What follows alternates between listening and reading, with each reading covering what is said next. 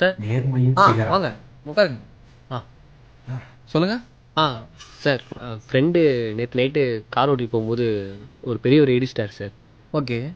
பெரிய கேஸ் ஏதாச்சும் ஆனாலும் நீங்கள் தான் சார் எப்படியாச்சும் காப்பாற்றணும். சரி, ஓகே சார் எது இருந்தாலும் கொஞ்சம் லீகலாக பண்ணுங்க சார். பண்ணிடலாம்.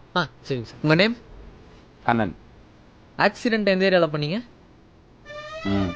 சார் கிண்டி சார்.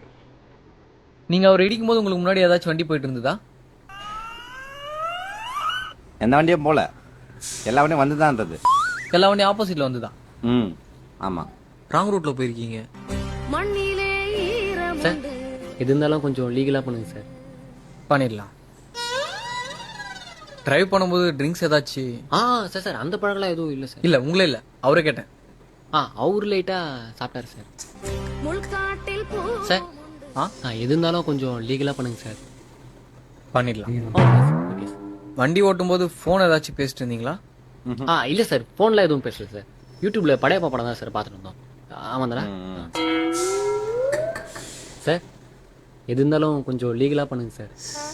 பண்ணிடலாம். Thank you sir, thank you sir. சரி, வண்டி புக் கொடுங்க.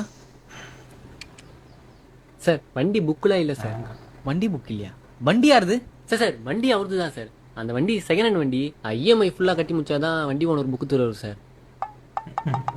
சார் எது இருந்தாலும் கொஞ்சம் லீகலாக பண்ணுங்க சார். பண்ணலாம். சரி, லைசன்ஸ் ஆச்சு கொடுங்க. சார் லைசன்ஸ் இல்லை சார்.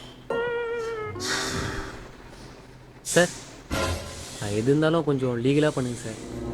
தம்பி, நான் லீகலாக பண்ண வேற மாதிரி ஆகிடும். தயவுசெய்து வெளியே போயிடுங்க. டேய் பட ஒரு ஆள் வேற வக்கீல்கிட்ட போய் ஒன்று லீகலாக காப்பாற்றேன். அடி செருப்பால் போங்கடா.